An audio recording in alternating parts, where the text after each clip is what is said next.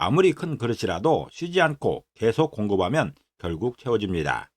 무엇을 채울까? 그것이 문제이지 시간이 흐르면 흙이든 벽이든 채워지기는 하는 것이지요. 반갑습니다. 세트 한자 799강입니다. 오늘은 채울 충자와 관련된 3개 한자를 세트 한자로 해석해 보겠습니다. 먼저 중심자로 사용될 채울 충자입니다. 채울 충자는 채우다는 뜻이 있죠.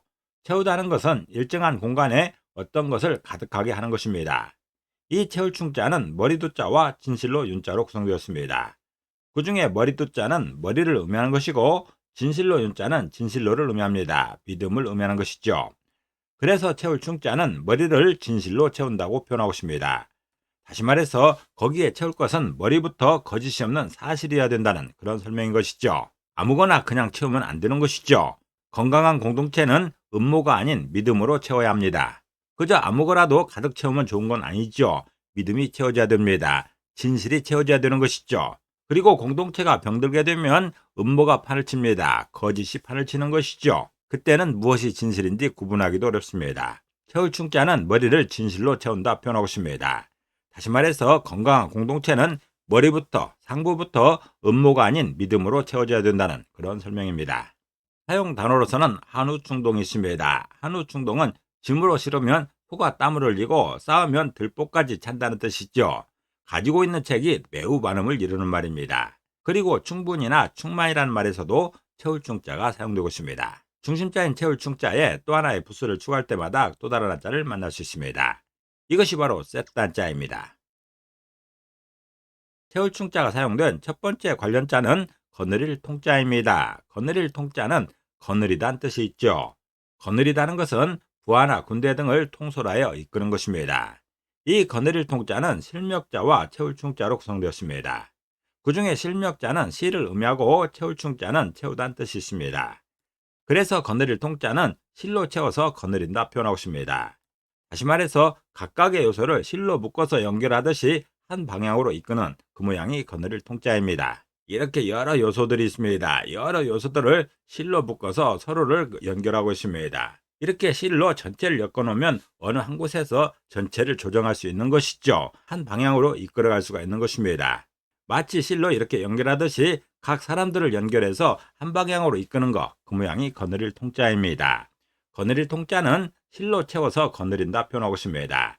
다시 말해서 각 요소들을 실로 묶어서 연결하듯이 한 방향으로 이끄는 그 모양이 거느릴 통자입니다. 이때 각 요소 중에 빠진 게 있어서는 안 되는 것이죠. 실로 전체를 채워야 되는 것입니다. 실로 전체를 하나도 빠짐없이 연결해야 되는 것이죠. 그 모양을 채운다고 설명하고 있습니다. 사용 단어로서는 철권 통치가 있습니다. 철권 통치는 쇠주먹으로 다스린다는 뜻이죠. 폭력으로 국민을 억눌러 다스림을 비유하는 말입니다. 그리고 통일이나 통합이라 할 때 거느릴 통자가 사용되고 있습니다. 두 번째 관련자는 총총자입니다. 총총자는 총을 의미하지요. 이 총총자는 쇠금자와 채울충자로 구성되었습니다. 그 중에 쇠금자는 쇠입니다. 금속이지요. 채울충자는 채우다는 뜻이 있습니다. 그래서 총총자는 쇠로 공포를 채우는 게 총이라 표현하고 있습니다. 다시 말해서 작은 총 한 자루가 전체를 공포로 압도한다는 것이죠.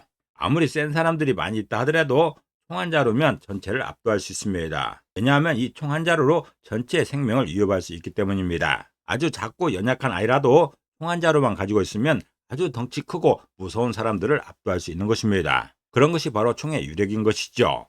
총총자는 쇠로 공포를 채우는 게 총이라 표현하고 있습니다. 다시 말해서 작은 총 한 자루가 전체를 공포로 압도한다는 것이죠. 해당 공간 전체를 총 한 자루를 통해서 공포로 채워진다는 그런 설명인 것이죠. 사용 단어로서는 맹관총창이라는 말이 있습니다. 맹관총창은 총알이나 파편이 관통하지 못하고 몸 안에 남아있는 상처를 말합니다. 그리고 권총이나 총성이라 할 때 총총자가 사용되고 있습니다. 채울충자가 사용된 세 번째 관련자는 물소리 충자입니다. 물소리 충자는 물소리를 의미하지요. 이 물소리 충자는 물수변의 채울충자로 구성되었습니다. 그 중에 물수변은 물 중에서도 흐르는 물로 해석합니다. 그리고 채울충자는 채우다는 뜻이 있죠. 그래서 물소리 충자는 흐르는 물로 공간을 채우는 게 물소리라 표현하고 있습니다. 다시 말해서 흐르는 물의 소리가 우렁차서 공간을 압도하는 그 모양을 설명하고 있습니다. 이렇게 거센 물이 흐르게 되면 여기서 나오는 물소리가 우렁찬 것이죠. 이 주변을 압도하게 됩니다. 그 물소리로 압도하는 것이죠. 물소리 충자는 흐르는 물로 공간을 채우는 게 물소리라 표현하고 있습니다. 다시 말해서 흐르는 물의 소리가 우렁차서 공간을 압도하는 그 모양이 물소리 충자입니다. 오늘은 셋단자 799강으로서 채울 충자를 중심으로 하는 세개 한자를 셋단자로 해석해 봤습니다. 오늘 배운 것을 다시 한번 요약하겠습니다.